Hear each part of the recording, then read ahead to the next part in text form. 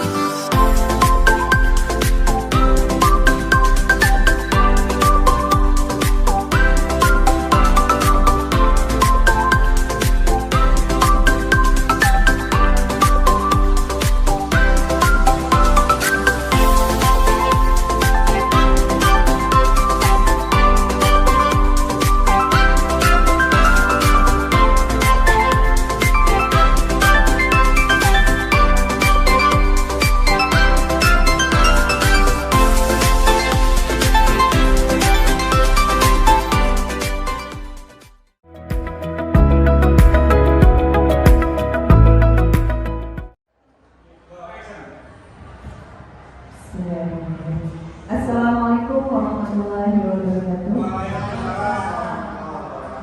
Rabbi sahli sadri wa yassir amri wahlul 'uqdatam min lisani yafqahu qawli. Yang saya hormati Bapak Kepala SMPN 1 Babakan, Bapak Nurul SPD, dan yang saya hormati Bapak Ibu guru hebat yang sudah berkenan hadir dalam acara ini. Pertama-tama marilah kita panjatkan puja dan puji syukur kita kepada Allah Subhanahu wa Ta'ala yang telah memberikan segala karunia kepada kita semua, sehingga pada saat hari ini kita bisa berkumpul dalam majelis ilmu yang mulia ini. Tanpa sholawat dan salam, kita hadirkan kepada suri tauladan yang dimuliakan, yaitu Nabi Muhammad SAW beserta keluarga dan sahabatnya. Dan semoga kita mendapatkan syafaat kelak di yaumil akhir. Amin. Bapak Ibu guru hebat, hari ini kita akan melaksanakan acara diseminasi budaya positif yang akan disampaikan oleh Ibu Ulfa Mahana sebagai program dari Kader Guru Bergerak yang sedang dilaksanakan oleh Ibu Ulfa Mahana SPD. Baiklah Bapak Ibu, izinkan saya membacakan susunan acara. Yang pertama, acara yang akan kita buka. Yang pertama adalah pembukaan. Kedua adalah sambutan ke Bapak Kepala Sekolah. Yang ketiga adalah memperkenalkan pemateri. Yang keempat, materi diseminasi budaya positif. Yang kelima adalah refleksi. Dan yang keenam adalah penutup. Bapak Ibu guru hebat, marilah kita buka membuka acara ini dengan membaca basmalah bersama-sama. Bismillahirrahmanirrahim. Semoga acara ini akan berjalan lancar dan sukses. Amin. Amin. Acara yang kedua yaitu adalah sambutan. Sambutan akan disampaikan oleh Bapak Kepala Sekolah SMP Negeri 1 Babakan, yaitu Bapak Doli. Kepada Bapak Doli SPG dipersilahkan.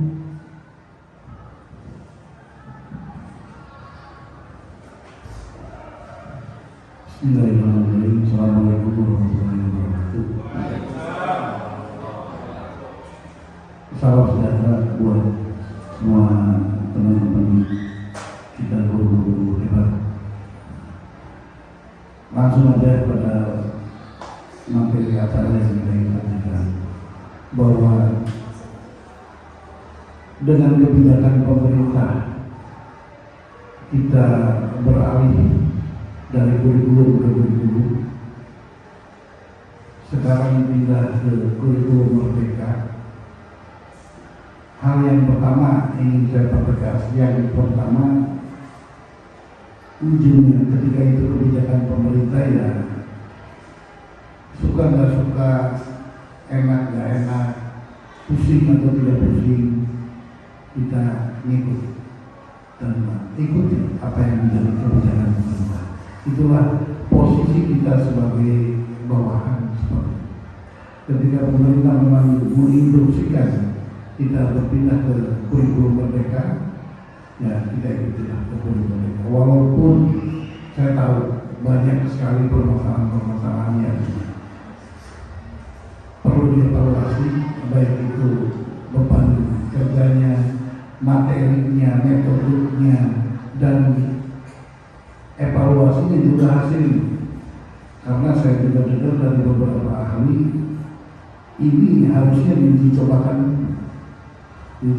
dulu. Ketika memang menemukan hasil dengan kenaikan yang signifikan, ya baru dipakai. Nampaknya ini dipaksakan untuk kita pakai dengan kurikulum merdeka. Kemudian yang berikutnya, bagian dari kurikulum merdeka itu diantaranya, maka viral dan sudah heboh sekarang adanya istilah sekolah penggerak, adanya istilah kepala sekolah penggerak, adanya istilah guru penggerak, di mana dianggap dalam konteks kurikulum merdeka justru dari guru penggerak, kepala sekolah penggerak, sekolah penggerak itulah yang akan muncul ikon konsep nyata penerapan kurikulum merdeka.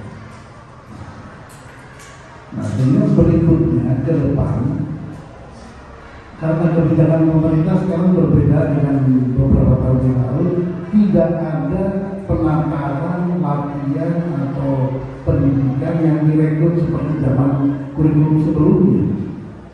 Dulu kita dipanggil beberapa guru untuk mengikuti diklat kurikulum 13. Terus sampai akhirnya semua guru bisa mengikuti. Sekarang tidak lagi seperti itu. Sekarang dibentuklah guru-guru penggerak. Kemudian dari guru penggerak itu diharapkan akan ada saling membagi dengan guru-guru lainnya. Jadi dari guru penggerak itu nanti akan ada pembagian atau imbas dari materi ataupun apa yang diperoleh oleh guru-guru penggerak kepada guru-guru lainnya. Itu. Kemudian sebentar mas lagi.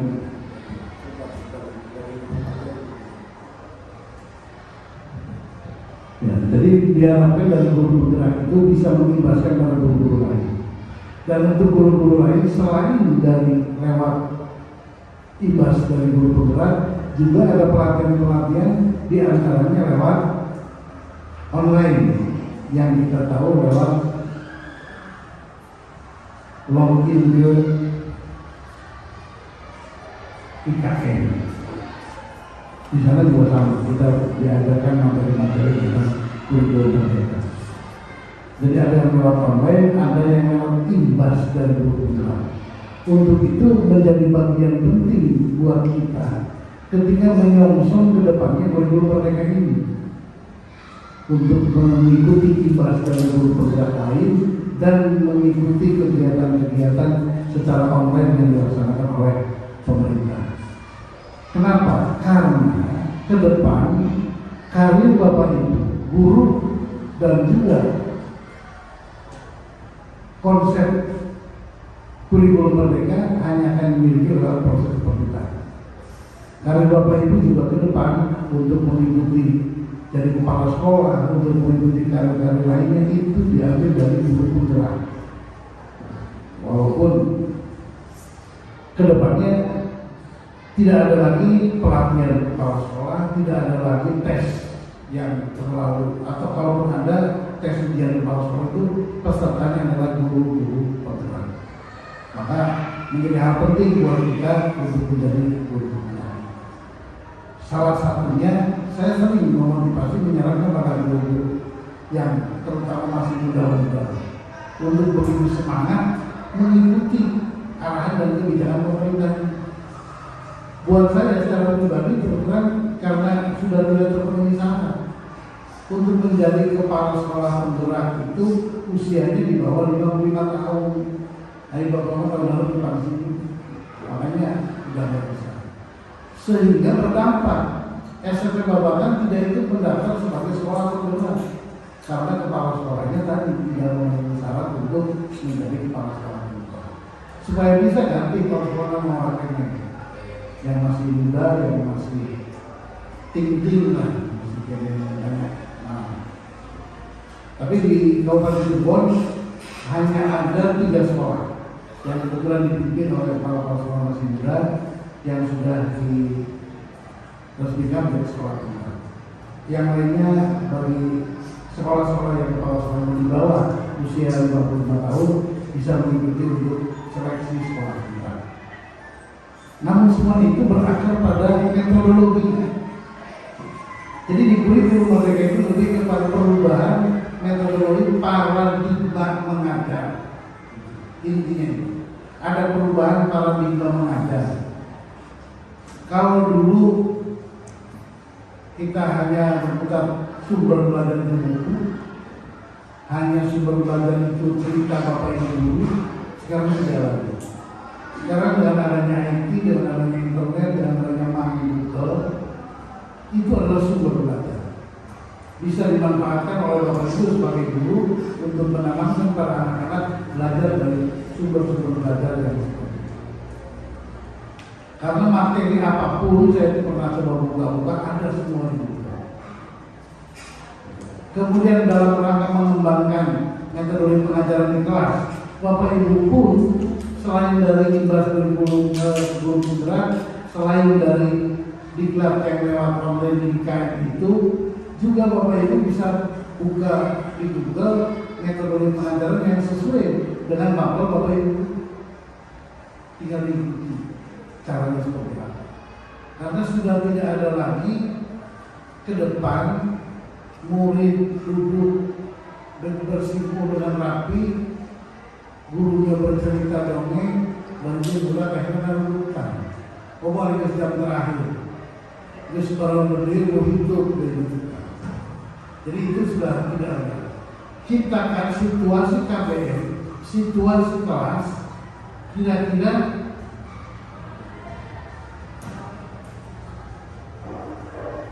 hidup.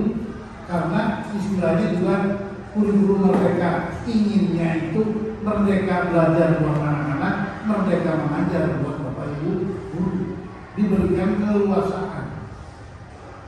Cuma keleluasaan itu jelas dengan arahan dan aturan-aturan tertentu sehingga bapak ibu tetap bisa melaksanakan imbas dari materi ini. Kali ini kebetulan Ibu Pulpa ini sedang mengikuti PPG, pendidikan guru penggerak, bulan berikutnya waktu itu di SMP mana ya? Di SMP Surabaya Jawa, sekabupaten ada berapa orang itu, dan dari guru penggerak ini dia memperoleh beberapa metode, beberapa ilmu, beberapa pengetahuan yang akan sangat menjadi penting buat kita untuk diikuti, diambil yang sesuai nanti dengan mapel Bapak dan Ibu. Karena setiap mapel mungkin akan memiliki metode yang berbeda. Pada prinsipnya, mari kita semua sekarang menyongsong untuk menjadi guru-guru penggerak semua. Saya yakin usia kecuali Pak Didi masih siap untuk menjadi guru penggerak. Pak Hari ya, Pak Hari berapa 9 ya Pak Hari? Saya 9.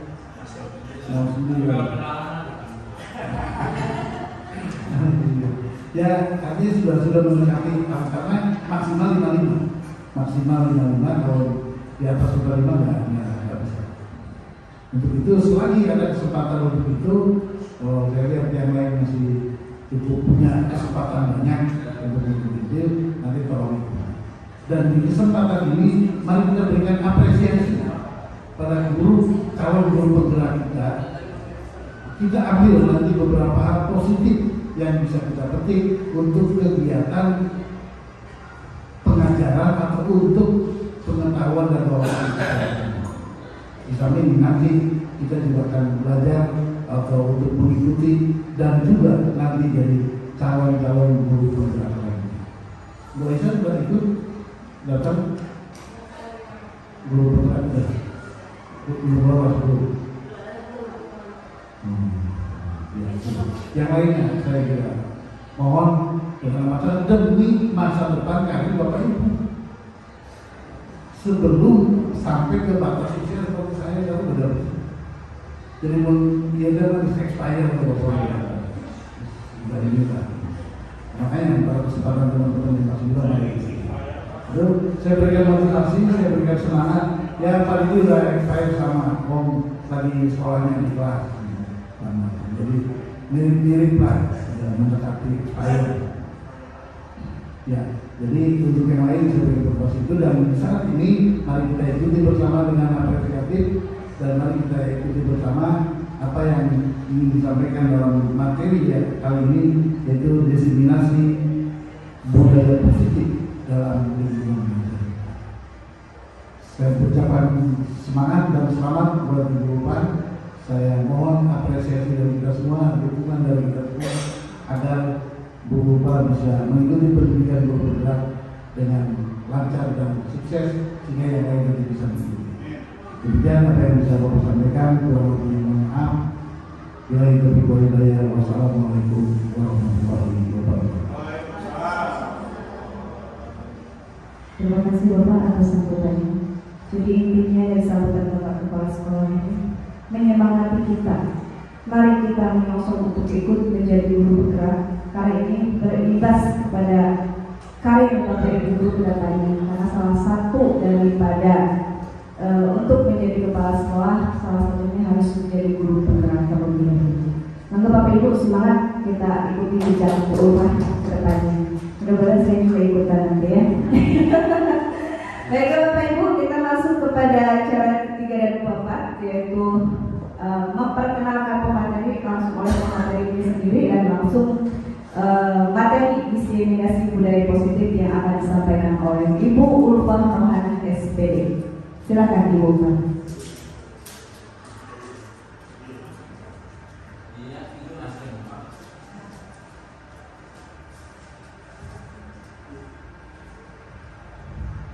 Terima kasih kepada Ibu Moderator yang telah mengatur acara ini dan tak lupa saya ucapkan terima kasih kepada Bapak Nur Wahid selaku Kepala Sekolah SMP yang bisa Babakan yang telah mendukung saya, yang telah memfasilitasi sehingga kegiatan ini bisa dilaksanakan. Dan tak lupa pula saya ucapkan terima kasih kepada Bapak Ibu guru hebat yang telah menyempatkan waktunya di sela-sela kesibukannya untuk mengikuti kegiatan diseminasi kegiatan membangun budaya positif di sekolah ini. Baik, sebelumnya saya masih masuk ini nih. Nanti jangan lupa dengan catat ya. Belum. Oke. Sarapan pagi dengan ketan. Setelah itu mencuci gigi. Dengan senang hati saya ucapkan selamat datang Pak Hadi. Cakep ya. Baik Bapak Ibu, ya. Baik Bapak Ibu, sebelum kita ke materi, saya akan memperkenalkan terlebih dahulu. Bentar. Ini ada. Ya, sebelumnya saya akan memperkenalkan terlebih dahulu, mungkin Bapak Ibu juga sudah tahu ya. Saya adalah Bapak Lamana SPDGR. Saya SPDGR itu adalah guru, karena saya sudah melaksanakan kegiatan PPG. Jadi nanti Bapak Ibu yang sudah lulus dari PPG ini nanti ada tambahan gelar GR, tapi bukan di rasa ya Pak ya. Ya, saya merupakan calon guru penggerak angkatan 7 Kabupaten Cirebon. Saya lahir di Cirebon pada tanggal 21 November 1998. Saya tinggal di Perum BBI di 8 nomor 11, Babakan Cirebon. Dan saya bekerja di SMP Negeri Babakan. Ya, baik.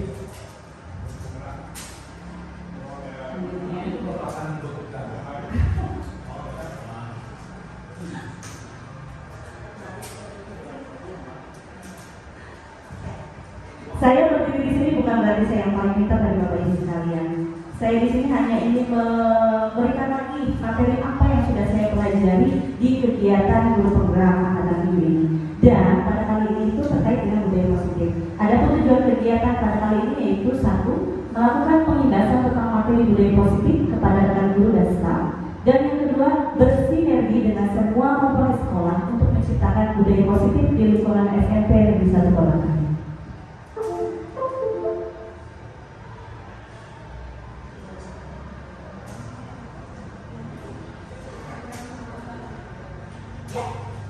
Baik Bapak Ibu, sebelum kita mulai kegiatannya, saya mau ajak Bapak Ibu dulu nih untuk ice breaking. Ice breaking itu adalah buka tutup.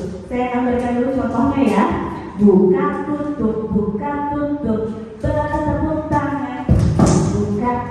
Buka tutup, tangan di pinggang kekok. Buka tutup, tangan di bahu kekok. Buka tutup. Udah ya, digulung-gulung, sambil tertawa, haha, digulung-gulung, sambil menangis, digulung-gulung, sambil teriak, ha, digulung-gulung, jadilah patung. Nah, nanti bagi Bapak Ibu yang gaya patung yang paling cute, paling gemes, paling bikin Bapak greget, nanti akan mendapatkan super name. Jadi nanti Bapak bantu saya untuk memilih siapa saja yang kira-kira paling cute ya, paling cute, paling gemes ketika jadi patung. Bapak sendiri. Jadi nanti kalau Bapak Ibu maka sekarang berdiri semuanya. Ada di situ ada tulisannya, ya. Baik. Ya. Ingat ya, siapa yang menjadi patung paling tercute tergemes nanti akan mendapatkan sebuah reward yang lumayan ya, Bapak Ibu. Ya, jadi 5. Jadi jadi patung ya, ketika Bapak sudah memilih baru nanti selesai. Tapi Bapak, kamu dong. Oke, bisa kita mulai ya. Semangat ya, sambil nyanyi suaranya dikeluarkan. Bisa Bapak Ibu? Bisa ya. Yuk, 1, 2, 3. Buka tutup, bertepuk tangan. Buka tutup, tangan di pinggang bekak. Buka tutup, tangan di bahu bekak. Digulung-gulung, sambil tertawa, haha. Digulung-gulung, sambil menangis, digulung-gulung, sambil teriak, ha. Digulung-gulung, jadilah patung. Patungnya. Bapak kira-kira mana nih Pak yang paling cute? Bapak pilih dong. 5 Pak. 1. Pak Ustaz. Sini Pak Ustaz. Yang kedua, Kiki. Mbak Kiki. Ya. Terus Opi. Topi. Kasla. Tarik. Tangan juga paling itu.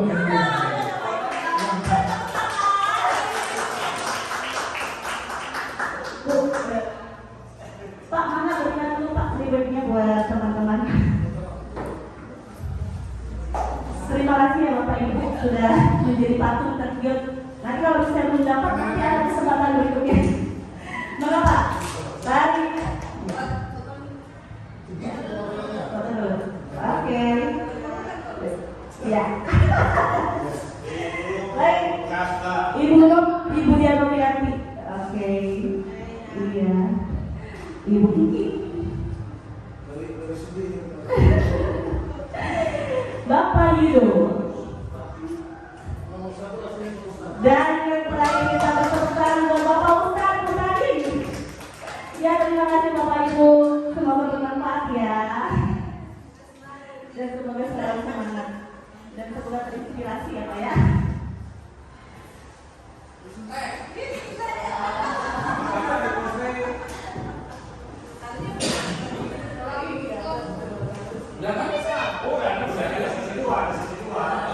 Baik. Sudah bahagia Bapak Ibu? Bahagia dong. Baik, terkait budaya positif, saya mau tanya nih, kira-kira di lingkungan kita ini budaya positif apa yang sudah kita terapkan di lingkungan SMP Negeri 1 Babakan? Banyak. Apa Pak kira-kira Pak? Malu datang terlambat. Iya, baik. Selanjutnya Pak, apa kira-kira Pak? Tidak membuang sampah sembarangan. Iya, tidak membuang sampah sembarangan. Ibu Aisyah bisa menyebutkan?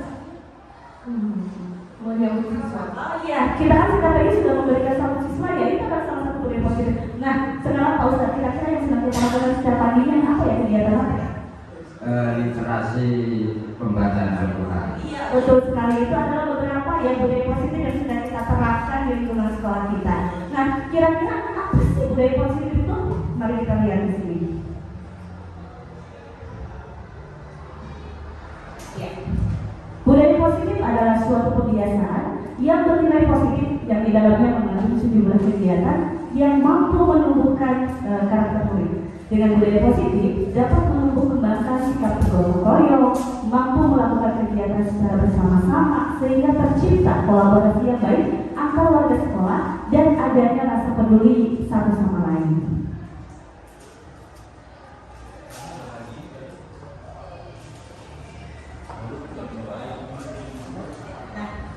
Di dalam budaya positif ini ada beberapa topik yang akan kita bahas dan cukup panjang ya.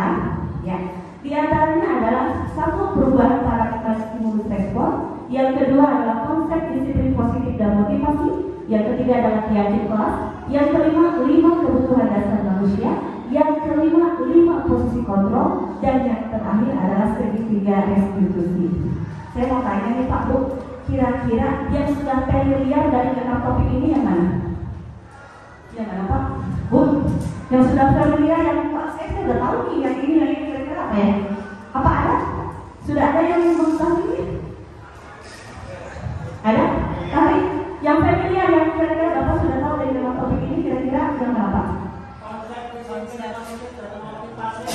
Konsep disiplin positif dan motivasi ya. Itu baru satu, berarti masih ada 5 yang belum familiar ya. Akan kita bahas sama-sama di sini. Iya. Nah, sebelum kita membahas materi lebih dalam lagi, kita akan melakukan sebuah kegiatan yang kita sebut sebagai coba lakukan. Bapak Ibu dengan teman-temannya coba menentukan siapa yang A, siapa yang B.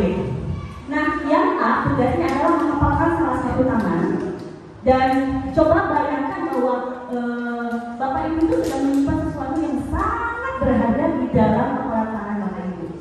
Dan Bapak Ibu itu perlu menjaga benda tersebut sekuat tenaganya karena begitu penting di kehidupan Bapak Ibu. Sedangkan B, rekan Anda itu tugasnya adalah untuk mencoba segala cara bagaimana cara membuka kepalan tangan rekan si A-nya. Ya. Nah, teman Bapak Ibu yang B itu boleh membujuk, boleh menghardik, boleh mengintimidasi, memarahi, menggoda, menggelitik, bahkan menawari Bapak Ibu uang agar Bapak Ibu bisa bersedia untuk membuka kepalan tangan. Di situ saya sudah sediakan tisu ya, Bapak Ibu ya.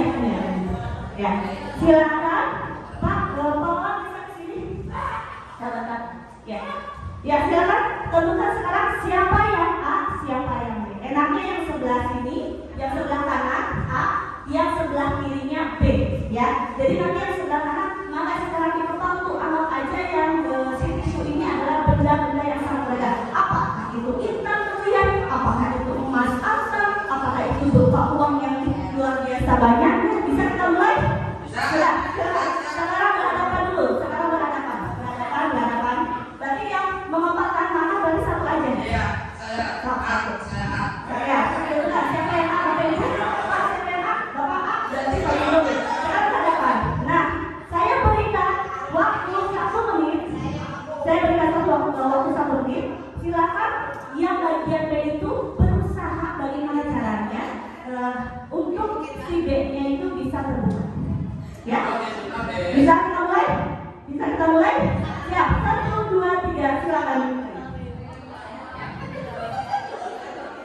caranya pokoknya saya.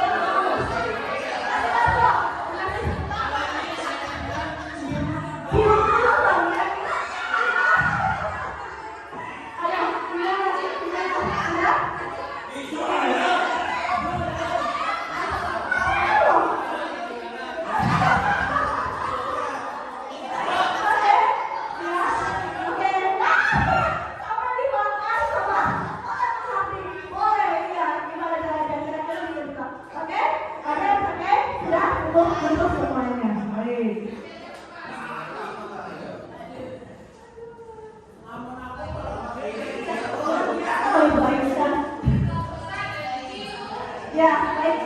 Nah, setelah Bapak melaksanakan kegiatan coba buka, sekarang saya mau tanya, ada tidak yang membuka kepala tangannya? Di sini ada yang membuka kepala tangan? Pak Ari dibuka nggak kepala tangannya? Cukup ya? Oke. Kalau kan tadi udah ditawarin kunci motor, uang sampai ATM, dibuka nggak? Nah, Bu Isra, kita ditawarin bakso, buka nggak? Kurang baksonya katanya. Pak Giri tadi diapain sama Pak Yudo? Cium. Dibuka tidak? Berarti tidak ada yang membuka kepala tangan ya? Nah, sekarang semuanya dalam kegiatan ini sesungguhnya siapa yang memegang kendali atau mau membuka atau menutup kepala tangan? Kira-kira siapa? Iya, diri kita sendiri. Walaupun ada dari lingkungan orang memaksa, mencari sampai tadi Bu Aisyah menawarkan ATM, tapi kalau kita nggak mau, ya nggak mau. Betul? Ya, semua ada pada diri kita sendiri.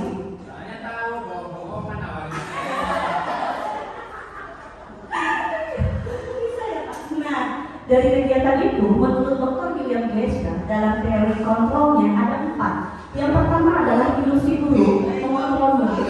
Yang kedua, ilusi bahwa semua penguatan positif efektif dan bermanfaat. Dan yang ketiga adalah ilusi bahwa kritik dan membuat orang merasa bersalah dapat menguatkan karakter. Dan yang terakhir adalah ilusi bahwa orang dewasa memiliki hak untuk memaksa. Awas dengan salah bicara ya.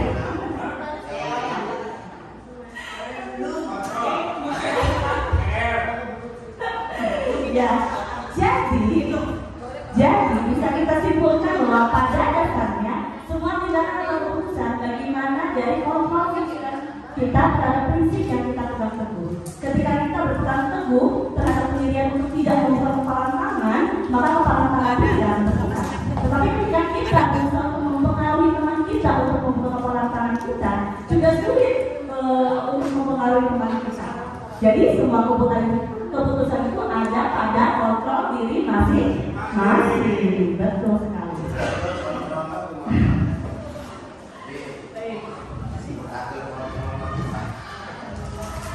Nah, sudah tahu dong siapa ini? Siapa ya? Siapa? Raja Dewata. Ya. Kira-kira yang terkenal dari beliau itu apa ya? Apa saja? Edi Suntolodo. Itu adalah filosofis pendidikan ya. Pasti kita sudah tahu semua ya. Iya, secara kita dulu pasti kita nggak mungkin tahu, kita nggak tahu ya. Kalau misalnya nggak tahu, berarti kita harus tanyakan dia dulu apa bukan. Baik. Nah, Menurut Ki Hajar Dewantara, mengumpamakan bahwa sekolah itu sebagai ladang tempat persemayan bibit. Agar bibit bisa berkembang secara maksimal, petani dapat memperbaiki kondisi tanah, memelihara bibit tanaman, memberi pupuk dan air, membasmi ular-ular atau jamur-jamur yang mengganggu hidup bibit tanaman dan lain sebagainya.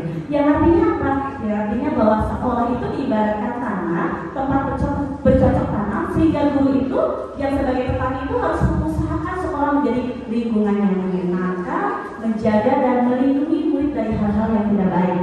Dengan demikian, karakter murid tumbuh baik sesuai dengan profil pelajar Pancasila. Salah satu cara yang dilakukan guru dalam membantu siswa tumbuh maksimal mempunyai karakter profil pelajar Pancasila adalah membangun budaya positif yang berpihak pada murid, membangun keyakinan dan visi sekolah yang menunjukkan dan mengembangkan budaya positif.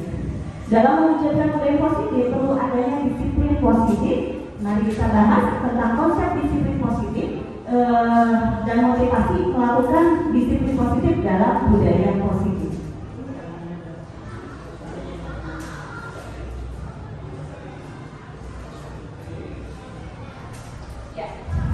Kata disiplin, pasti Bapak Ibu sudah tidak asing dong dengan kata disiplin ya. Nah, kira-kira apa yang ada di benak Bapak Ibu sekalian terkait makna disiplin? Pak Yudo? Waktu. Waktu. Tadi? Apa Pak? Bu Aisyah, kira-kira disiplin menurut Ibu?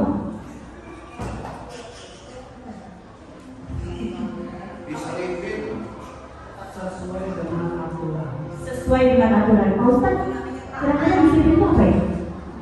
Taat. Sama ya.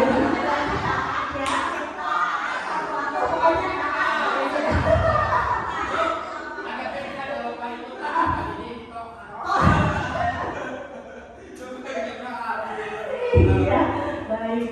Kita lanjutkan ya. Biar kita tahu nih, apa sih disiplin positif? Nah, disiplin positif adalah proses pembelajaran. Disiplin positif merupakan pendekatan anak untuk melakukan kontrol diri dan membentukkan kepercayaan diri. Nah, disiplin ini banyak orang memaknai sebagai sesuatu yang dilakukan seseorang pada orang lain untuk mendapatkan kepatuhan dan memiliki kecenderungan ketidaknyamanan, serta sering dihubungkan dengan tata tertib yang berkaitan dengan sanksi dan hukuman bagi yang melanggarnya.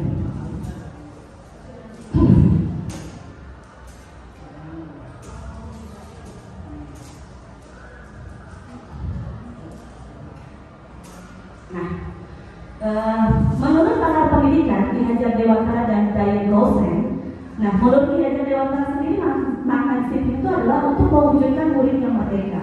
Murid harus memiliki disiplin yang kuat dari dirinya, apapun berasal dari diri luar diri.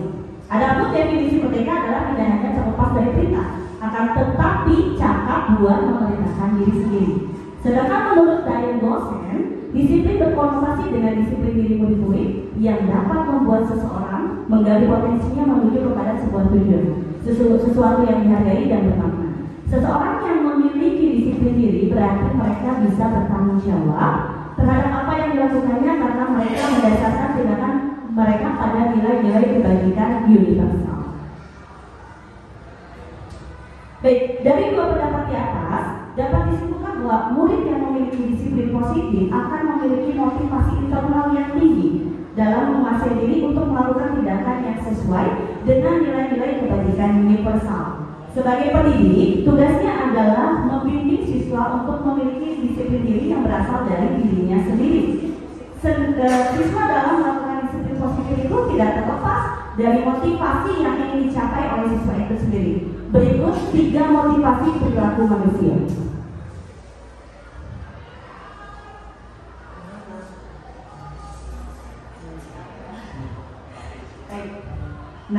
Menurut Diane Gosen, ada 3 motivasi perilaku manusia. Yang pertama adalah untuk menghindari ketidaknyamanan atau hukuman. Yang kedua untuk mendapatkan imbalan atau penghargaan dari orang lain. Dan yang ketiga untuk menjadi orang lain yang mereka inginkan dan menghargai diri sendiri dengan nilai-nilai yang terpercaya. Kira-kira dari ketiga motivasi ini kira-kira yang paling bagus yang mana ya Pak?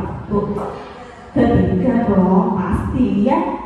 dari tiga motivasi perilaku manusia ini, yang paling baik itu adalah motivasi yang nomor ketiga. Karena apa? Dengan memiliki motivasi tersebut, mereka telah memiliki motivasi intrinsik yang berdampak jangka panjang. Motivasi ini tidak akan terpengaruh pada adanya hukuman atau hadiah. Mereka akan tetap berperilaku baik dan berdasarkan nilai-nilai kebajikan karena mereka ingin menjadi orang yang menjunjung tinggi nilai-nilai yang mereka hargai.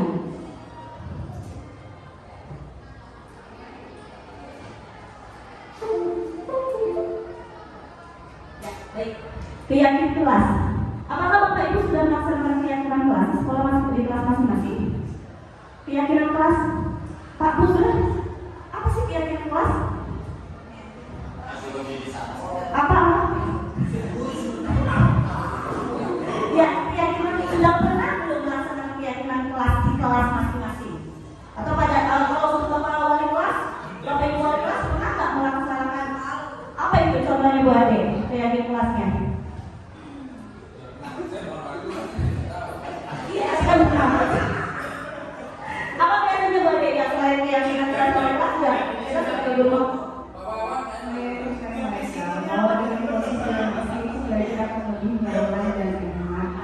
Jadi dengan menjaga kebersihan di kelas itu adalah salah satu keyakinan kelas Bapak Ibu. Ya, nah baik kita akan membahas lebih dalam lagi. Barangkali Bapak Ibu belum belum familiar apa itu dengan keyakinan kelas ya. Keyakinan kelas. Yakin, saya merasa kotor. Yakin, ya, kita yakin. Nah, ya baik sebelumnya. Setiap tindakan atau perilaku yang kita lakukan di dalam kelas itu dapat menentukan terciptanya sebuah lingkungan positif. Perilaku dalam kelas tersebut menjadi sebuah kebiasaan yang akhirnya membentuk sebuah budaya positif. Dalam mewujudkan perilaku warga sekolah yang memiliki budaya positif, hal yang pertama yang perlu kita ciptakan dan sepakati adalah membuat keyakinan-keyakinan atau prinsip-prinsip dasar bersama di antara para wali kelas untuk mendapatkan nilai-nilai kebajikan yang disepakati bersama. Nah, ada pertanyaan yang kira-kira mengapa sih keyakinan kelas, mengapa tidak peraturan kelas saja? Kira-kira yang sudah Bapak Ibu terapkan di kelas masing-masing itu keyakinan kelas atau peraturan kelas? Masih peraturan ya. Tapi kalau peraturan hanya kita sebagai guru yang menentukan. Bapak Ibu tidak melibatkan siswanya kan? Iya, itu yang namanya peraturan kelas. Terus apa bedanya dengan keyakinan kelas?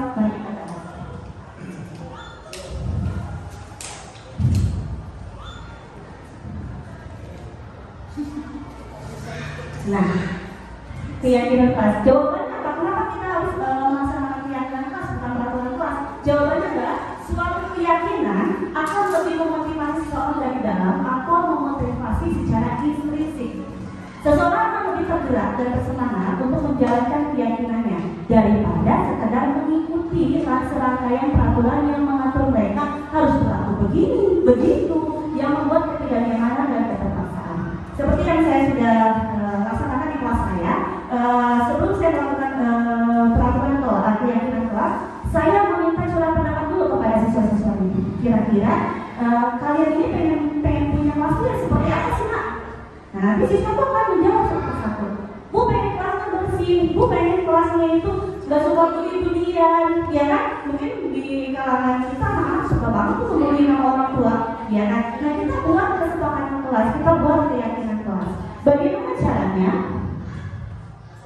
Berikut ini adalah beberapa cara atau bagaimana cara kita pembuatan keyakinan kelas. Ada 7. Yang pertama, keyakinan kelas hendaklah bersifat lebih abstrak. Yang kedua, keyakinan kelas dituliskan berupa pernyataan-pernyataan universal. Yang ketiga, pernyataan keyakinan kelas senantiasa dibuat dalam bentuk positif. Keyakinan kelas hendaklah tidak terlalu banyak sehingga mudah diingat dan dipahami oleh warga kelas. Yang kelima, keyakinan kelas sebaiknya sesuatu yang dapat diterapkan di lingkungan sesuai dengan kondisinya. Yang keenam, semua warga kelas hendaknya ikut berkontribusi dalam pembuatan keyakinan kelas lewat kegiatan suara pendapat. Dan yang ketujuh, bersedia meninjau kembali keyakinan kelas dari waktu ke waktu. Jadi, yang perlu kita tegaskan di sini bahwa keyakinan kelas itu nilainya positif. Kalau misalnya tadi Pak Yudo bilang tidak membuang sampah sembarangan, kita ganti menjadi kalimat lebih positif. Bagaimana kira-kiranya? jagalah kebersihan. Jangan mengguli nama orang tua. Kita ganti menjadi kalimat positif dengan kalimat apa? Saling menghormati dan saling menghargai. Jadi tidak ada itu kalimat negatif. Jadi kita arahkan ke dalam kalimat yang lebih positif. Jadi kata jangan, kata tidak itu kita hilangkan, kita ganti menjadi kalimat yang lebih positif. Begitu. Baik, kita lanjut ke materi yang berikutnya, yaitu 5 kebutuhan dasar manusia. Kita sebagai manusia pasti punya kebutuhan dasar ya. Kira-kira kebutuhan dasarnya itu apa sih ya Ibu Ibu?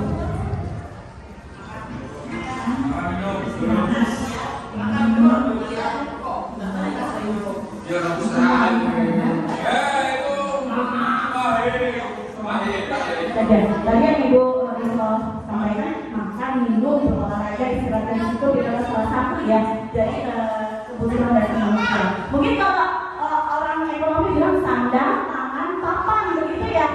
Tadi Pak Yuno ada apa yang kebutuhan? Ya betul. Itu kan kebutuhan dasar manusia loh, betul loh. Jadi selain sandang, papan, tangan, dan kebutuhan biologis ya masuk. Terima kasih Pak Yuno.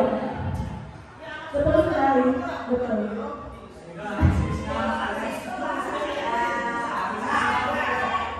Baik, nah ini dia 5 kebutuhan dasar manusia.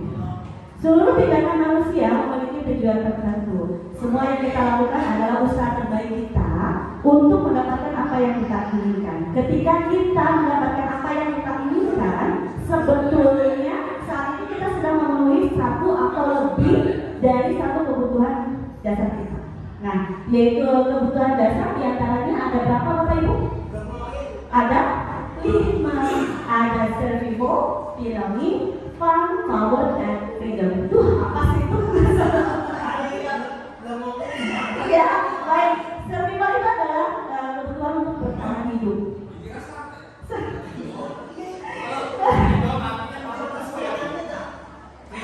Iya. Kan kupu-kupu itu terbang bebas. Nah, itu menciptakan kehidupan. Iya, baik. Kemudian yang berikutnya adalah cinta dan kasih sayang atau love atau belonging. Makanya itu ikonnya adalah love ya, cinta. Cinta, betul, cinta dan kasih sayang. Kemudian yang berikutnya adalah kebebasan.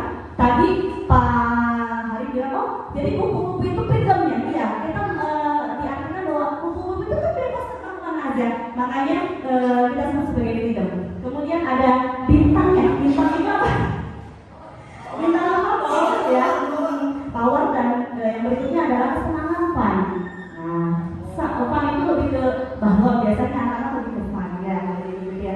Baik, saya akan jelaskan satu persatu dari 5 kebutuhan dasar manusia ini. Karena ini akan berkaitan dengan peserta di Bapak Ibu sekalian. Yang pertama itu adalah kebutuhan bertahan hidup atau survival. Kebutuhan yang bersifat psikologis untuk bertahan hidup. Betul. Luar biasa Pak. Dari kebutuhan yang bersifat psikologis untuk bertahan hidup misalnya kesehatan, hukuman, makanan, dan seks. Juga kebutuhan biologis itu adalah sebagian bagian dari proses reproduksi. Termasuk kebutuhan untuk tetap bertahan hidup. Betul.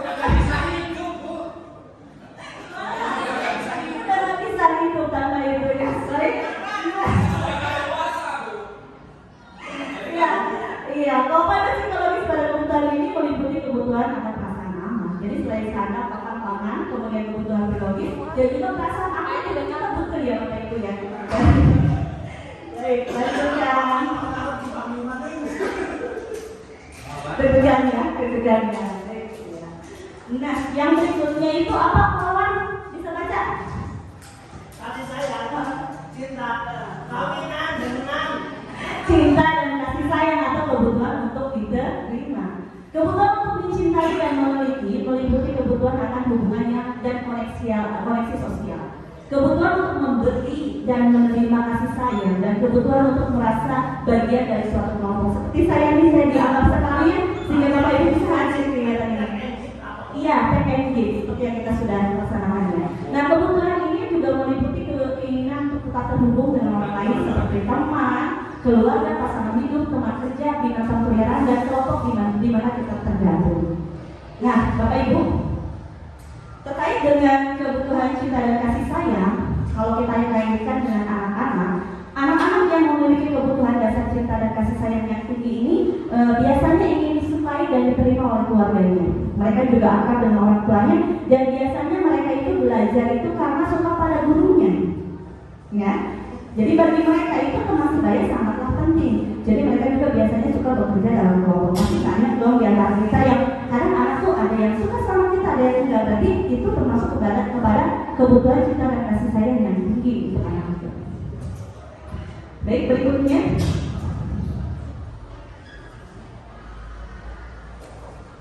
Nah, iya, penguasaan atau kebutuhan pengakuan atas kemampuan. Kebutuhan ini berhubungan dengan kekuatan untuk mencapai sesuatu, menjadi kompeten, menjadi terampil, diakui atas prestasi dan keterampilan kita, didengarkan dan memiliki rasa harga diri. Kebutuhan ini meliputi keinginan untuk dianggap berharga, bisa membuat perbedaan, bisa membuat pencapaian kompeten, diakui dan dihormati. Ini meliputi self-esteem dan keinginan untuk meninggalkan pengaruh. Nah, berkaitan dengan anak didik kita bagaimana? Kalau yang ini, anak-anak yang memiliki kebutuhan dasar akan kekuasaan yang tinggi, biasanya selalu ingin menjadi pemimpin. Mereka juga suka mengamati sebelum mencoba hal baru, dan mereka kecewa bila melakukan kesalahan. Mereka juga biasanya rapi dan sistematik dan selalu ingin mencapai yang terbaik. Oke, poin berikutnya yaitu terkait dengan kebebasan. Yang tadi simbolnya apa Pak Hari? Kebebasan itu ya? Kupu, betul. Freedom, ya. Kebutuhan ini adalah kebutuhan akan kemandirian, otonomi, memiliki pilihan dan mampu mengendalikan arah hidup seseorang. Nah, anak-anak dengan kebutuhan yang tinggi menginginkan akan pilihan, mereka itu perlu banyak bergerak, suka mencoba-coba, tidak terlalu terpengaruh oleh orang lain, dan suka mencoba hal baru dan menarik. Jadi tipenya sukanya yang coba-coba begitu ya. Tantangan, betul. Dan yang berikutnya yaitu terkait dengan poin kesenangan, posisi kebutuhan dasar manusia terkait dengan kesenangan atau kebutuhan untuk merasa senang. Maaf ya, agak sedikit terlewat ini. Iya.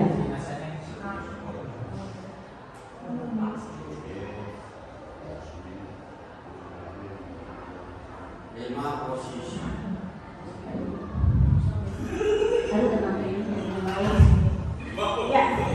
Ya. Tadi sudah sudah ya? Sudah ya, sudah yang terakhir adalah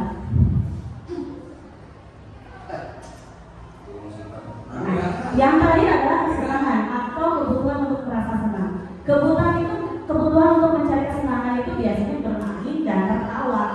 Suka melihat anak-anak bermain dan tertawa, sudah kau berada dengan anak ya. Kalau kita lagi ngasih penjelasan manusia, anak bermain, juga tertawa, begitu ya.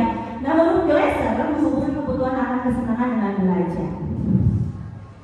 Bagaimana dengan anak-anak yang mempunyai kesenangan yang tinggi? Anak-anak dengan kebutuhan dasar kesenangan yang tinggi biasanya ingin selalu menikmati apa yang dilakukan. Mereka juga berkonsentrasi tinggi saat mengerjakan hal yang mereka senangi. Mereka juga suka permainan dan suka koleksi barang, suka berburu, suka melucu, dan juga menggemaskan, bahkan bertingkah lucu juga ketika mereka berkelakuan buruk. Itu ya Bapak Ibu. Jadi tadi ada berapa kebutuhan dasar manusia Pak Bu? Ada 5 ya. Nah, berikutnya bahasan yang berikutnya itu adalah terkait dengan apa Pak? 5 posisi kontrol. Nih salah. 5 posisi kontrol. Ya, 5 posisi. Iya. Baik, apa sih 5 posisi kontrol itu? Nah, Diane Gossen dalam bukunya Restitution, Restructured School Discipline mengumumkan bahwa guru itu perlu meninjau kembali penerapan disiplin di dalam ruang-ruang kelas kita selama ini. Apakah telah efektif? Apakah telah berpusat memerdekakan dan memandirikan murid? Bagaimana dan mengapa? Melalui serangkaian riset dan bersandar pada teori kontrol yang tadi sebelumnya sudah kita bahas, menurut Dr. William Besser, Gosling berkesimpulan bahwa ada 5 posisi kontrol yang diterapkan seorang guru, orang tua, ataupun atasannya dalam melakukan kontrol. Kelima posisi kontrol itu adalah ada penghukum, membuat orang merasa bersalah, teman, monitor, dan yang terakhir ada manajer. Baik Bapak Ibu, saya akan menayangkan sebuah video. Di sini ada contoh terkait dengan 5 posisi kontrol dan juga penerapannya. Mari kita simak baik-baik.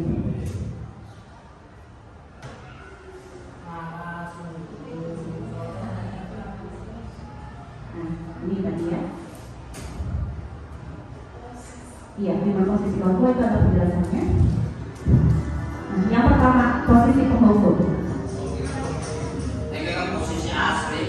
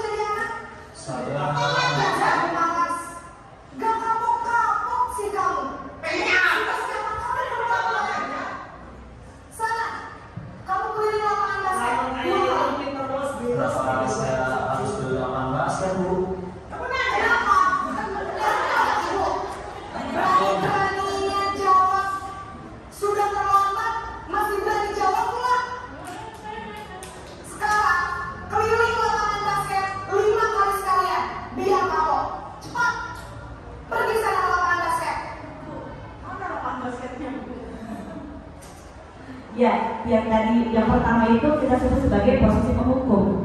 Bagaimana posisinya? Dia menghardik, menunjuk, berkaca pinggang, membentang. Dan hukuman yang diberikan adalah berupa verbal itu kalimat ya, seperti yang tadi, dan juga fisik. Nah, dampaknya apa posisi penghukum ini untuk anak murid kita? Jadi murid itu menjadi penendam, ya, tidak menyukai guru atau mata pelajaran yang kita ambil. Baik, kita lanjut ke yang berikutnya.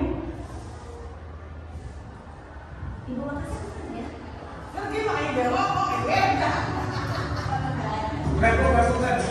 Yang berikutnya adalah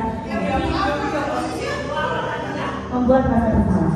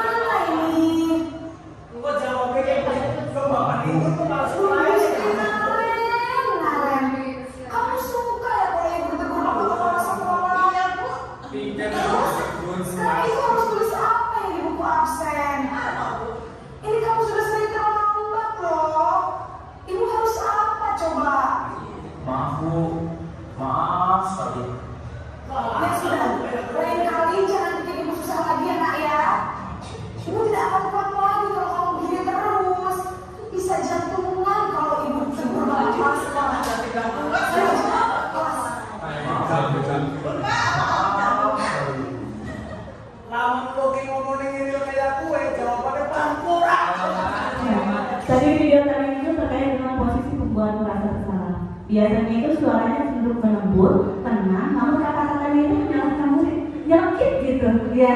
Kemudian guru akan menyatakan hal-hal yang rasa kesalahan itu ada pada murid dengan membuat guru itu menderita, gitu. Nah, dampaknya apa buat murid kita? Murid merasa bersalah. Ini termasuk ke dalam identitas gagal, rendah diri dan menarik diri dari lingkungan akhirnya. Ya, baik, yang berikutnya.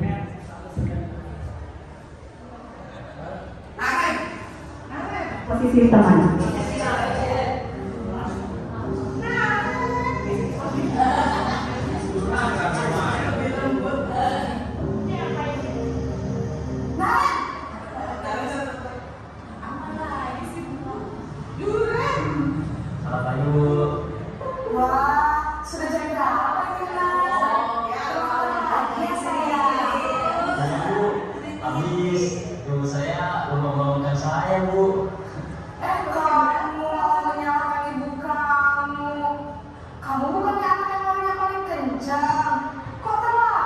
sih? Iya Bu, saya memang terlambat bangun tadi. Jadi biarpun saya lari kencang, tetap gak kesenjang Bu. Ya sudah sana, nanti lain kali larinya lebih kencang lagi ya, biar gak terlambat lagi. Bikin senang ibu, demi ibu, bisa? Bisa lah Bu. Ya sudah sana ke sekolah, ibu beresin urusan absen kamu. Kamu ini ada saja.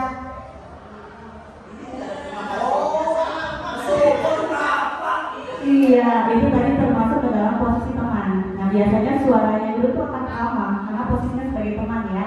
Terus cenderung bersenang gurau untuk menghangatkan suasana. Bagaimana dampaknya untuk murid kita?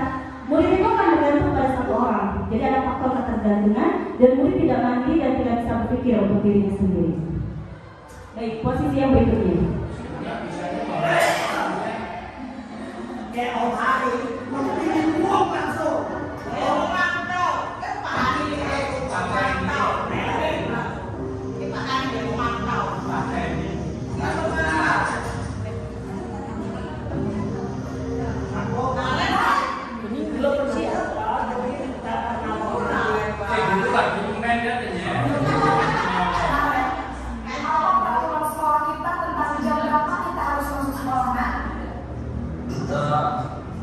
Harus di sekolah jam 7 Bu. Iya betul, sekarang sudah jam 7.20. Nanti sudah tahu konsekuensinya jika terlambat hadir. Paham Bu, saya harus tinggal kelas pas jam istirahat selama 20 menit. Iya benar, konsekuensinya demikian. Jadi nanti jam 9.30 pas istirahat, kamu harus tinggal di kelas, kerjakan tugas tambahan untuk ketertinggalan kamu, ya? Baik Bu. Nah, tadi itu sebagai posisi pemantau atau monitor ya. Seorang pemantau akan bersuara datar, tidak emosional, tidak bersuara dulu ataupun menggunakan suara tinggi. Tercipta identitas diri positif atau berhasil. Pemantau perlu senantiasa memantau pada saat murid diberikan sanksi, maka guru pun harus selalu mengawasi. Nah, dampaknya apa? Dampaknya adalah murid akan menghitung konsekuensi dan hadiah tanpa memahami sepenuhnya nilai kebajikan yang dituju dan murid menjadi tidak sepenuhnya mandiri. Dan inilah posisi yang terakhir.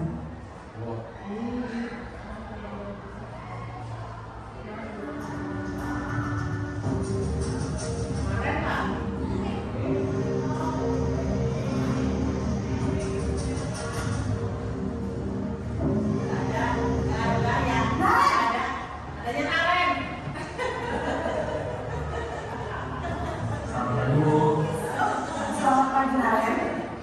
Maaf Bu, saya terlambat. Iya, sekolah masuknya jam 7, sekarang sudah jam 7.20. Jadi sekarang bagaimana ini Naren? Maaf Bu, saya lupa saya semalam. Baiklah, menurut kamu, keyakinan sekolah yang mana yang perlu kamu tingkatkan? Menghargai diri sendiri dan orang lain mungkin ya Bu. Setuju. Jadi, apakah Naren meyakini prinsip saling menghormati tersebut? Iya Bu, saya meyakininya. Apakah Naren bersedia memperbaiki masalah keterlambatan ini? Bersedia Bu. Bagaimana kamu akan memperbaiki masalah keterlambatan ini? Saya akan coba untuk tidak lupa menyetel alarm saya Bu. Baik, kalau Naren lupa menyetel alarm di rumah, ada orang yang kira-kira bisa bantu mengingatkannya? Ada Bu, kakak saya, Kak Emma. Ada lagi selain Kak Emma? Selain Kak Emma,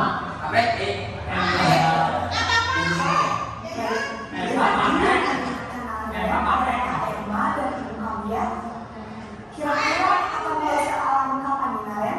setelah pulang sekolah akan segera saya lakukan. Baik, jadi Naren akan setel alarm untuk bangun besok pagi dan akan diingatkan oleh kakak dan ibu dan Naren ya. Ada lagi yang mungkin perlu dilakukan Naren agar tidak terlambat bangun lagi. Tidak ada Bu. Baik Naren, terima kasih untuk kerjasama kamu. Sekarang kamu perlu kembali ke kelas untuk belajar. Baik Bu, terima kasih. Nah, yang posisi terakhir itu kita sebut sebagai posisi manajer. Bagaimana posisi manajer itu? Suara manajer netral, tidak emosional, tidak terlalu lama dan tidak bernada tinggi. Tercipta identitas positif atau berhasil, guru akan dengan tulus mengajukan pertanyaan bermakna agar membuka pikiran murid. Guru membimbing murid untuk memecahkan masalahnya secara mandiri. Dan apa itu dampaknya untuk muridnya sendiri? Yaitu murid menjadi mandiri, percaya diri, dan dapat memecahkan masalah. Baik, Bapak Ibu.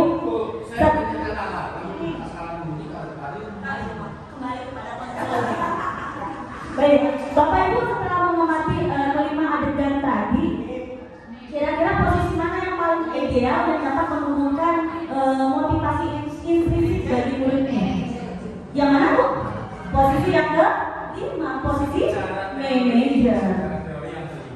Masih secara teori ya. Iya, memang butuh proses Pak, butuh proses. Baik, iya. Tapi kira-kira yang biasanya Bapak Ibu lakukan biasanya posisi yang mana?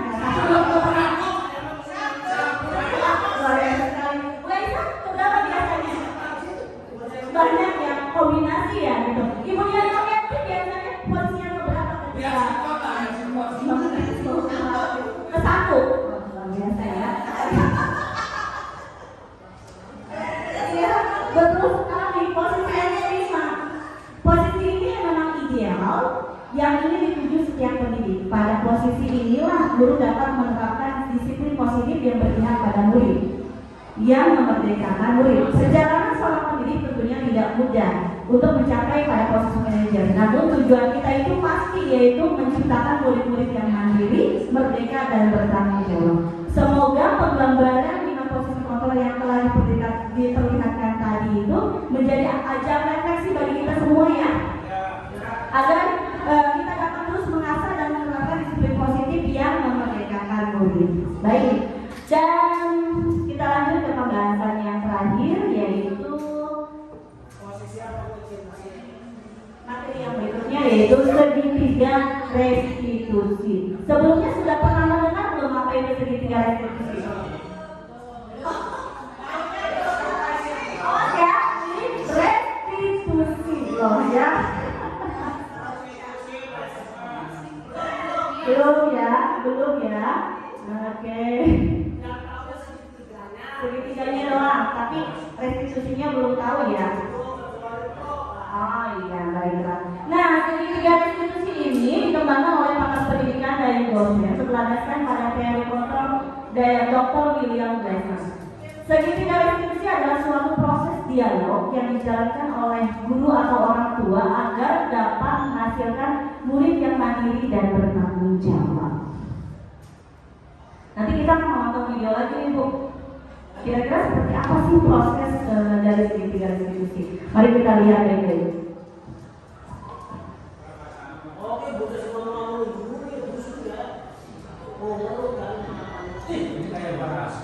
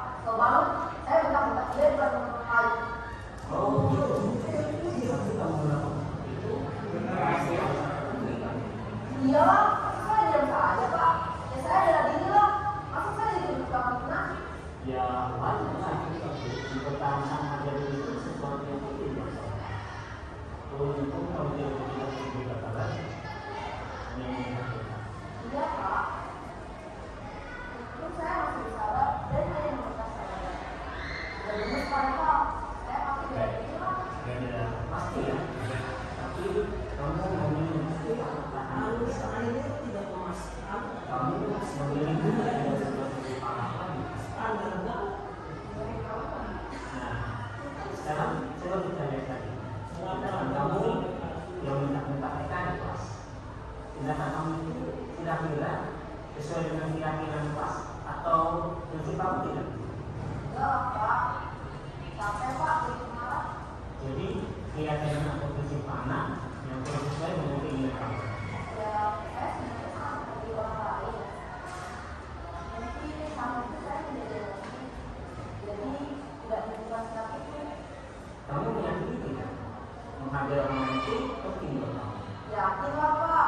Iya, setuju.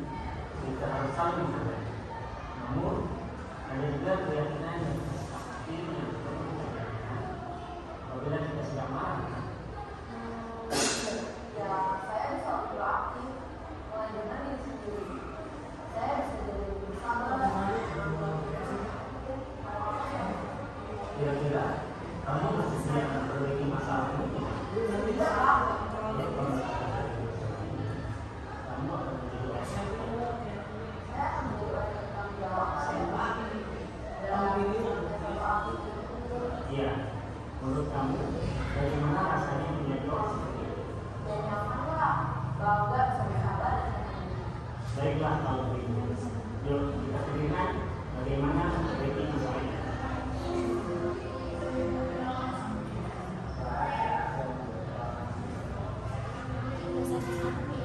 Baik Bapak Ibu, baru saja kita menyaksikan bagaimana seorang guru berada dalam posisi manajer ya, dengan menggunakan penerapan segitiga restitusi. Apakah Bapak Ibu sudah menerapkannya dalam kehidupan di lingkungan sekolah atau di lingkungan rumah ketika ada anak yang salah? Sudah atau belum Pak? Sudah. Terus gimana hasilnya? Iya. Jadi yang tadi digambarkan dalam video tersebut adalah seorang guru menyelesaikan masalahnya itu dengan menerapkan segitiga restitusi. Nah, langkah-langkahnya itu yang pertama, di sisi yang pertama itu ada menstabilkan identitas. Berdasarkan prinsip membuat kesalahan adalah bagian dari proses pembelajaran, berperan menggeser identitas gagal ke identitas sukses. Jangan mengkritik murid yang sedang mengalami identitas gagal. Jadi jangan pernah kata kamu sih itu namanya mengkritik ya. Kemudian ajukan pertanyaannya, membuat kesalahan sesuatu yang wajar. Manusia tidak ada yang sempurna. Kita bisa memperbaiki masalah ini. Saya tidak menanyakan kesalahannya, tetapi fokus memperbaiki masalah ini. Apakah saat ini kamu tengah menjadi orang yang baik untuk dirimu sendiri? Itu adalah sisi yang pertama. Sisi yang kedua yaitu adalah validasi tindakan yang salah. Berdasarkan prinsip setiap perilaku berupaya memenuhi suatu kebutuhan tertentu. Guru akan bergeser dari pemikiran stimulus respon menjadi proaktif. Mengenali dan mengakui kebutuhan murid ini dapat memperbaiki hubungan dengan murid. Pernyataan-pernyataan yang disampaikan dengan nada suara tidak menghakimi atau memojokkan. Bagaimana pertanyaan yang bisa kita ajukan? Di antaranya adalah, kamu bisa saja bertindak lebih gegabah dari ini. Kamu akan melakukannya tanpa suatu alasan tertentu. Kamu melakukannya karena mempertahankan sesuatu yang penting bagimu. Mungkin kamu bisa mempelajari sesuatu perilaku baru yang berhati. Bersediakah kamu mempelajarinya? Nah, dan sisi yang terakhir atau sisi yang ketiga itu terkait dengan sisi menanyakan keyakinan. Teori Koppel menyatakan bahwa pada dasarnya kita termotivasi secara intrinsik. Saat perilaku telah divalidasi dari identitas sukses telah stabil, maka murid telah siap menaikkan keyakinannya dengan tindakan yang salah. Adapun pertanyaan yang bisa kita ajukan, diantaranya sebagai keluarga atau kelas, apa yang kita yakini? Nilai-nilai apa yang telah kita sepakati? Seperti apa gambaran sebuah kelas yang ideal bagi kamu? Kamu ingin menjadi orang seperti apa? Jadi kita hanya mengajukan pertanyaan-pertanyaan yang bermakna, dan siswa sendiri akan menjawab dan menyelesaikan masalah itu sendiri.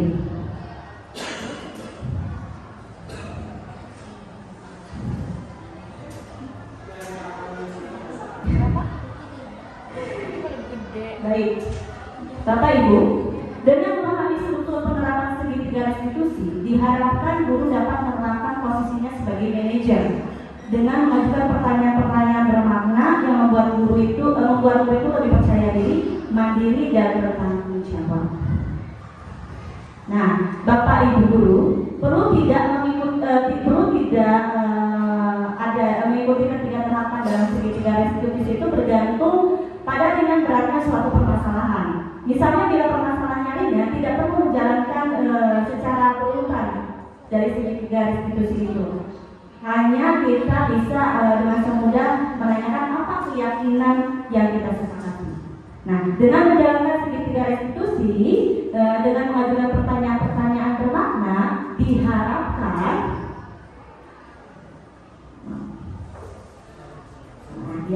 Diharapkan murid menjadi lebih kuat secara pribadi. Maaf, ada tipe ya Pak ya? Kalau pencet Pak, maaf ya. Oke. Nah tadi sebelumnya kita yang dulu, yang perlu ketika kita sudah menerapkan segitiga restitusi, itu diharapkan bahwa murid menjadi lebih kuat secara pribadi, membuka wawasan murid agar dapat menyelesaikan permasalahannya sendiri, dan murid menjadi percaya diri, mandiri dan merdeka. Dan sebelumnya, hal-hal yang perlu kita perhatikan dalam menerapkan segitiga restitusi yaitu diantaranya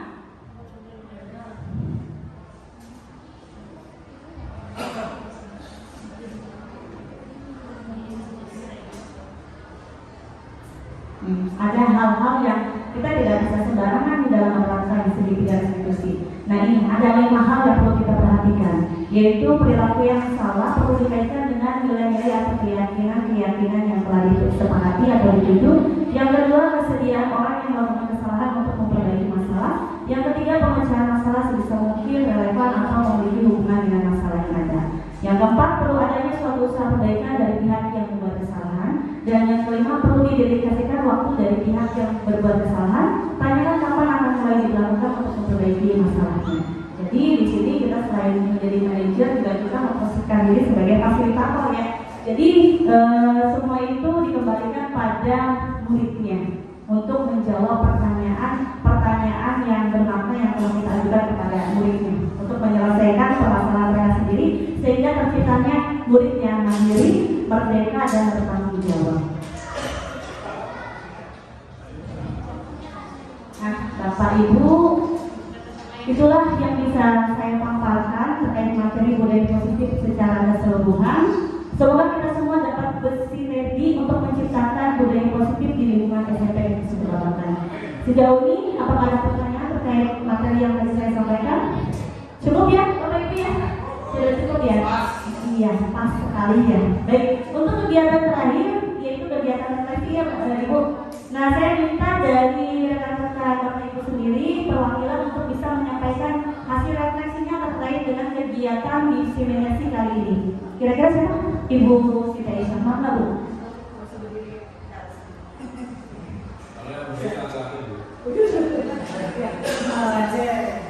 Saya mengucapkan terima kasih untuk diseminasi budaya positif yang sudah disampaikan oleh Ibu Lupa. Apa yang saya dapatkan untuk pada pagi hari ini bahwa budaya positif adalah implementasi nilai atau keyakinan universal yang diterapkan di sekolah. Jadi budaya positif ini memiliki urgensi atau keharusan dalam pembentukan karakter anak. Sekolah sebagai institusi pembentuk karakter memiliki peran penting dalam pembentukan karakter murid. Oleh karena itu sangat penting sekali menurut saya budaya positif di sekolah itu perlu diciptakan, diwujudkan keberhasilannya. Selanjutnya, apa yang saya dapatkan bahwa budaya positif meliputi 5 hal. Yang pertama, harus adanya perubahan paradigma stimulus respon. Yang kedua, konsep disiplin positif. Yang ketiga, keyakinan kelas. Tadi sudah dijelaskan ternyata ada perbedaan antara keyakinan kelas dengan peraturan kelas. Yang keempat, pemenuhan 5 kebutuhan dasar manusia. Ya, yang kelima itu 5 posisi kontrol. Tadi dalam videonya sudah jelas sekali. Dan yang keenam adalah segitiga restitusi. Jadi dalam pembahasan terkait budaya positif, kiranya seluruh aktivitas SMPN 1 Babakan dapat bersinergi dan menciptakan budaya positif di lingkungan SMPN 1 Babakan. Terima kasih. Wassalamualaikum. Terima kasih Ibu Siti Aisyah sudah menyampaikan refleksi apa yang sudah kita dapatkan dalam kegiatan diseminasi kali ini. Selanjutnya saya serahkan kembali kepada Ibu Moderator. Tidak ada lagi yang mau memberikan refleksi. Barangkali ada dari Bapak Ibu yang lain untuk memberikan refleksinya kembali. Ya baiklah, alhamdulillah. Baiklah Ibu Bapak Ibu guru hebat, acara demi acara aksi nyata diseminasi positif dari program Guru Bergerak yang dilaksanakan oleh Ibu Ulfah sudah kita lalui bersama dengan lancar dan alhamdulillah sukses ya Pak ya. Kita kategorikan sukses lancar. Dengan berakhirnya refleksi yang sudah disampaikan Bapak Ibu guru hebat, maka berakhir pula acara ini. Dan sebelum kita tutup, saya ucapkan terima kasih banyak atas waktu dan kesempatan yang sudah Bapak Ibu berikan dan mau hadir di tempat ini. Dan saya mohon maaf apabila ada hal yang tidak berkenan di hati Bapak Ibu. Mari Bapak Ibu kita tutup acara ini dengan membaca hamdalah bersama-sama. Ada pantun. Burung dara, burung cendrawasih. Baik seminggu Pak, cari dulu di Papua. Cukup sekian dan terima kasih. Semoga bermanfaat untuk semua. Ayo kata